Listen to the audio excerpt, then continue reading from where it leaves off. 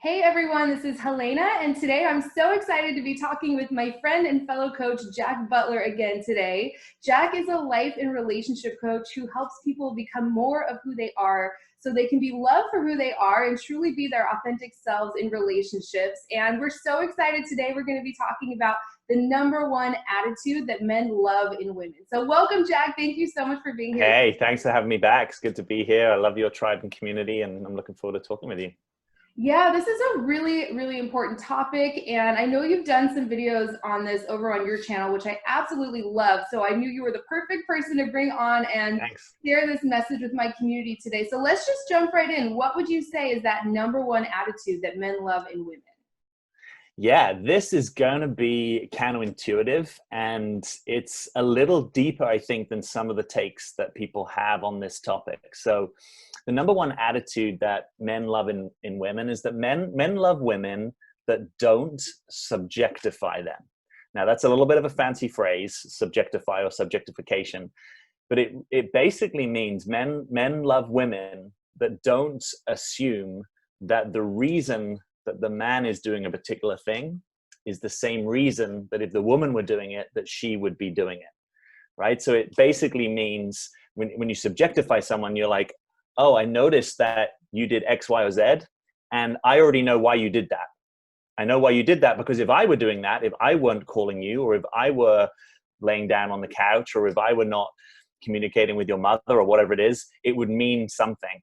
And men really like, if you think often, think of the kind of classic phrase, happy wife, happy life, which is, it's a bit gross in some ways, but what it means is most men like it when everything is kind of okay, right? And to make things more okay is often, don't assume that you know what's going on for him. Don't assume that he does something and you're going to start getting at him or making demands of him when you actually haven't checked out his world to find out what's actually going on over there, rather than, oh, I know what's going on over there because I know who you are based on I know who I am.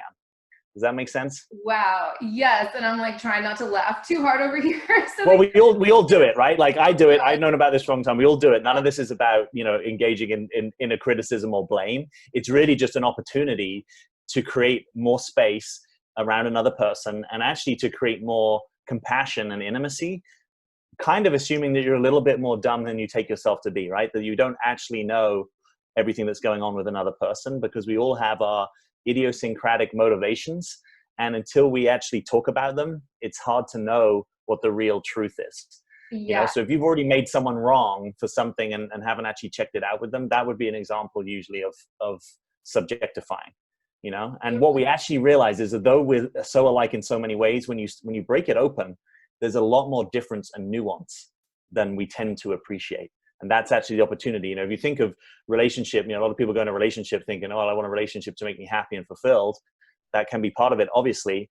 But a big part of mature adult relationship is actually about learning how to love better, right? And learning to love in the places where it's difficult and you've got to grow that muscle. And learning how not to subjectify is a bit like that. Like, wow, there's this person that does things very differently than me in some ways. And I want to get on board with that, give them more space to be that, rather than assume that I know what's going on. Because if I were doing it, I'm so glad to be talking about this, because this is something we can all do without even realizing it. Like even just absolutely.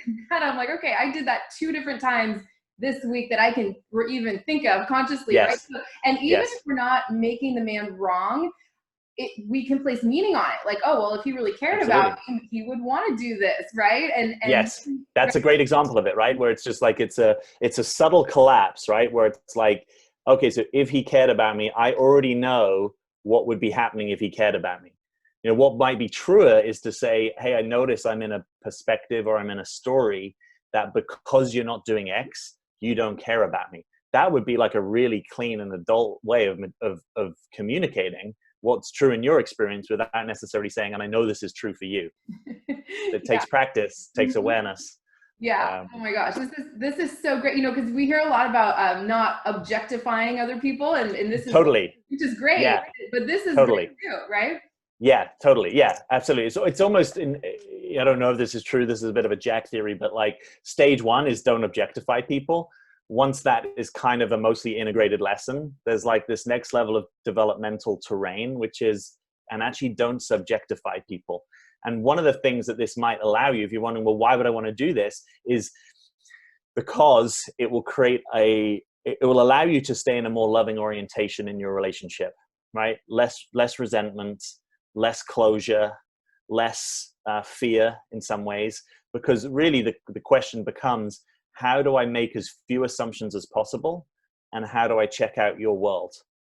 So rather than saying, hey, I know what's going on over there, I just start to get more curious. And I start to ask you like, hey, I noticed when we were at that party, you did this thing.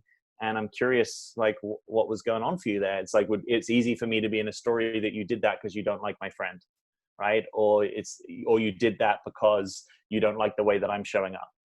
And to actually allow a little bit more intimacy because there's a vulnerability, right? When we subjectify, in a way, we're keeping ourselves safe because we say, I know what's going on over there because I know who I am. To relax that, it actually takes a little bit more vulnerability because you're like, well, I don't really know why you might be doing that. And I might have to find out that there's a racket that I've been running on you, which is I thought that every time you did this particular behavior, which I don't like, it's because you were upset with me. Because if I were upset with someone, that's the behavior I would do. And you start to realize, wow, people can love, people can apologize, people can be upset in all different ways. And we need to like take it down that next level to get into the detail so that we're in a relationship with a real person. Otherwise, we're really just in relationship with ourselves and sometimes with our own wounds, really. Yeah, even just thinking of that, it feels very contracted. Like I'm gonna just go with my story as to why he did this or why he's not doing this. And it just feels like constrictive and just, yes. I feel myself wanting to shut down and pull away and just being like, well, screw this, I'm out of here. Or yeah. going towards attacking or blaming him or making him wrong. It's like those two different things where this feels very expansive. Like yes. how this would deepen the intimacy. So I imagine you would want to invite kind of straightforward communication and having the woman bring this up to a man if this is something going on within her. Yes, absolutely. Yeah, there's so much difference between even the thing you were saying there where like, hey, I noticed there's a part of me that wants to bolt out of here, right? That's kind of intimate because I get to know like, okay, you are in a bit of a flight or fight situation at the moment. That's true for you and you're letting me know, but you're not saying, and I know exactly what the problem is because you did this thing and I've made it mean a certain thing, right? It's basically just opening up the ability to create different meanings, or in fact, to really not make meaning until you actually know what the meaning is, right? It's almost like, to use like a legal metaphor, right? We have this kind of assumption of innocence until proven guilty, right? If you go through the courts, it's a sort of similar thing, and it's not always easy. I'm not saying I'm great at this. I just think it's a worthwhile thing to take aim at, to say, hey, actually, the fewer stories I have on you, the more you can show up in different ways, the more flexibility, the more freedom we have basically to relate to one another. And by the way, this will also help you, not just in intimate relationship, people who have issues going back and being with their family, right? Sometimes a lot of that is because you're making something mean something based on if you were doing it rather than if they were doing it. You might have heard this thing called the golden rule is treat people how you wish they would treat you. And then there's this kind of next level, which is the platinum rule, is treat people how they would be treated, which is kind of in the same realm of subjectification. It's like actually learning about another person enough, not based on your own preferences. It's kind of like love languages. The more you learn that actually loving someone in the way that they need rather than the way that you need is going to have them experience love, that's like a big shift because it kind of blows your own preferences out of the water and says what you prefer doesn't really matter so much as getting in relationship with who you're actually in relationship with. Absolutely. Yeah. I would love to give some specific examples, like something I hear all the time from women, whether they're single and dating or in a relationship, is making meaning around the frequency of contact or something like that. Right. Do you hear that as well? And what would you, and the question I get around this all the time is, well, should I say something or should I just lean back and see what he does? I mean, I always hear different versions of that. What is your take on that? Yeah.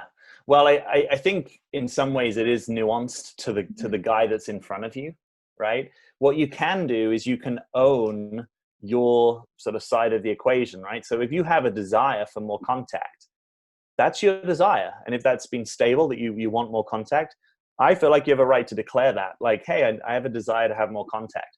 what we're not doing is collapsing your desire for more contact into, therefore he's doing it wrong, right? We're actually allowing you to fully own, yeah, there's something I want more of here. And it could be that if it's enough of a desire over enough of a period of time that you just feel like it can't be met, maybe this isn't your guy, right? So there could be consequences of it, but you're not saying, hey, because I have a desire for more contact, you're automatically doing something wrong. We just stop that collapsing and say, hey, like, I have a desire for more contact. I'm curious where you stand with that. You know, would it feel good for you to get together an extra time a week? Or would you be okay if I actually arranged one more date every 2 weeks for us? You know, or would it, and so, you know, I'm using the language of making a request, right? Rather than a demand, because typically when we subjectify people, it's a covert demand.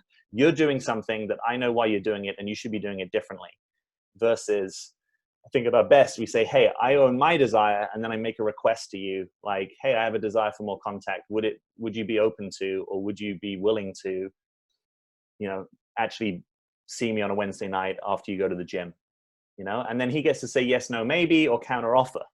And now we're in a bit more of a real conversation, rather than he's actually trying to do it to appease you, or you think he should already be doing it to please you, particularly if you're a pleaser, right? And this is a big one, because a lot of men, but also probably even more so women, are pleasers. You'll be doing a whole set of things for people to please them, right? Whether you've acknowledged it or not. And if you will probably therefore run that same approach on someone else. Like, well, I spend all this time pleasing. Why shouldn't you be doing that? You know, I went to see your aunt when I didn't want to. Why don't you see my aunt? And that's not a great way to run a relationship, because you're basically taking your own kind of strategy contraction thing that you do that's not true, and then expecting someone else to do something that's not true, right? Rather than noticing, oh yeah, actually I do that from unfreedom. I do that when I'm kind of contracted or when I'm kind of unsafe. Wouldn't it be great if you didn't have to do that? And we're aiming for that in our relationship. So good. Something I've kind of found is we tend to be wrong about what a man means like 90% of the time, especially when we're yes, triggered or feeling anxious, which we can all get into totally. that, right? And especially if we're like really attracted to a guy, we have strong feelings for him, and there's all this like emotions are heightened. Men do not mean what we think they mean often, especially in those moments when we're feeling triggered. I've kind of found that most men who are just, you know, good guys, you know, are just kind of clueless. They had no idea that they're, you know, they made you feel that way. Like, really, that's been my experience working with so many women. Men are just kind of like, wow. And then once they kind of wake up to it and you let them know, the right guy is going to be happy to want to work with you and meet that need, right? So you don't want to be afraid to bring some of these things up. I believe. Totally. I think so. Yeah. I mean, ideally, you're bringing them up in a way that says, hey, I would love it if you want to meet this need, but it's not like a covert demand that you have to, or that you're already wrong if you don't want to. Exactly. Because it basically comes from a place of, ultimately, I'm responsible for meeting my needs, right? And that's a little complex in a committed relationship. You could say, actually, both of us are kind of responsible in some ways, but there's such a powerful perspective to be from, that the buck stops here. So if I'm ultimately responsible for my needs, then I can't really run a racket so easily on someone else, because it's like, oh, there's a need I'm wanting to have met. Maybe I need to meet it elsewhere, or maybe I need to meet it myself in certain ways. And I think the other move here is what we call availability for impact. And availability for impact just means, rather than, hey, you made me feel this way, so you should therefore be feeling guilty or remorseful or something like that, we kind of shift it and say, well, no one can ultimately make you feel a certain way. Like, something in you is also contributing to that process. And what you want is for your partner to be available for impact. Hey, when you spoke to my friend like this, I felt angry, sad, you know, missed, whatever it is. And that he can be available for the impact and hear you and say, okay, yeah, I hear you're upset, or I get why you're upset. Rather than, often we don't do availability for impact. We just kind of make the other person wrong. Like, they're already kind of in the doghouse. They're already, you know, kind of screwed up, because we've made a meaning that they haven't even connected the dots. We haven't even revealed to them, you know. So the name of the game here is as few assumptions as possible, checking out the other person's world, ideally being available for the impact of how we impact each other, even unintended, because we often have negative impact when we don't mean it. And then we can just have a little bit more transparency, like everything is kind of out on the table, rather than I'm already covertly angry or anxious about something you did. So good. This is so great. And for everyone watching, let us know what you guys think down below in the comment section. We love hearing from you. Any thoughts or experiences that you have around this. Maybe we can do some more videos on this topic because I know this is a huge one. We want to try and keep this one short for you guys if we could. So Jack, any last words of wisdom on this topic, the number one attitude men love in women? Well, I'll just say this. One of the ways that a man might have languaged this to you in a way that was probably hurtful to you might be to something to say like, you're drama, right? Or you're dramatic, or stop being dramatic. And in man speak, that sometimes means you've subjectified me. So you've made something that wasn't the intention. You've made it into something else. You haven't revealed the impact. So you've kind of just sat on the impact, and you're now making me wrong. And now you're blowing up, or you're deepening into your emotional swirl. And for most guys, that's actually what they don't want in a relationship. That, we call it kind of negative emotion, in the sense of like, it's a sort of, I don't really like labeling things positive and negative, but in the literature, people often talk about it that way, that it's like, okay, now we're creating, it's an intense emotional experience. And most men aren't oriented to wanting that. So if you can learn how to not go down that path and actually stop collapsing meanings and reveal them more, the benefit you might get is that your guy is not having that experience of like, oh, wow, you're being kind of really emotional and dramatic on me. It's actually easier for him to understand you, and easier for him to get you the thing that you actually want, right? Which is kind of ultimately the way out of this. So I'm just putting that in as a little coda, because sometimes I've coached with people and they say, well, he's always telling me I'm dramatic. And it's really hurtful. And it's said as a criticism. And if you get better in this area of learning how not to subjectify a man, my honest bet is that you're going to find that that sort of criticism is less prevalent in the relationship, and that you actually get more of the love that you want to receive. Amazing. Oh my gosh, that was beautiful. I just have one quick question. What would you say to women who are kind of like in the very early stages of dating a guy? Yes. How would this apply? I mean, at what point do you feel like it's okay to bring some of these things up, even if maybe she doesn't know a guy that well yet? Is this more saved for something when you're like in an exclusive relationship and a man has kind of told you on some level that he wants to be the one to meet those needs and have deep intimacy with you? Or should women just start off right on the right foot with this right from the beginning? Yeah, I mean, that's a bit of a nuanced discernment. The things that you can do right off the bat is that you can do the not subjectifying right off the bat. So a good example of this is, or where this can go wrong for people. Let's say the guy has, maybe he stayed over at your house. Maybe he's left some items of clothing, or he's bought his favorite cereal and he's put it in your house, and you're creating a meaning that if I were doing that, I'm kind of on my way to moving in, right? This is a significant relationship, because all the indicators are that he is really serious about this. And that's a subjectification. Unless you check that out with him and say, hey, I notice you left your clothes here, and you're leaving your favorite brand of cereal. I'm curious what that means. In my world, that would mean you're taking this pretty seriously, but I don't want to make any assumptions here. Like, what's true for you? That's where this kind of territory can be important, because it stops you basically having the rug pulled under you, because you've made all these connections that would be true in your world that aren't necessarily true in his. So I think you can do the not subjectifying off the bat. Now, in terms of asking him to meet your needs, yeah, that's sort of in the unfolding of a relationship getting going. I think you can always claim your desire and say, hey, there's something I'm wanting, but you don't really have much obligation on the other person trying to fulfill that, right? If we're in a relationship and you say, hey, I have this ongoing, consistent desire, yeah, it's part of my job to see if I can help you meet that. But if we're not really into a significant relationship, I'll sometimes hear people say, right off the bat, he didn't reply to my text, and it's sort of like, yeah, but you don't really have any mutual obligation. So all this to say, if you're a little bit more prone to the anxious side, right, anxious attachment, where you sometimes imagine or try and pin down a relationship prematurely, I would encourage you just to take pause, take breath, and mostly focus getting your needs met elsewhere until you're actually in a relationship where you can say, hey, this is kind of what we're doing together. We're building mutual obligations, and we're trying to really meet each other's needs. Otherwise, that's sometimes what can kind of push men away in some ways. Yes, so good. I totally agree with all of that. So this was great. Yes, for everyone watching, let us know any questions you have about this. And Jack, let's talk about your free webinar, 3 Keys to Being Relationship Ready, how successful women find and keep a high quality man. Do I have that right? I'd Yeah, love to you hear. did great. I think you did better than I would. Yeah, this is a webinar I have with my teaching partner, Clayton Olson. It's 90 minutes. It's been getting really great reviews, some rave reviews. And I'd really love to come for you to come and spend that time with us. You can just click the link, find a time that works for you in your time zone. We basically talk about everything that you might want to do that's on your side of the fence in order to be what we're calling relationship ready.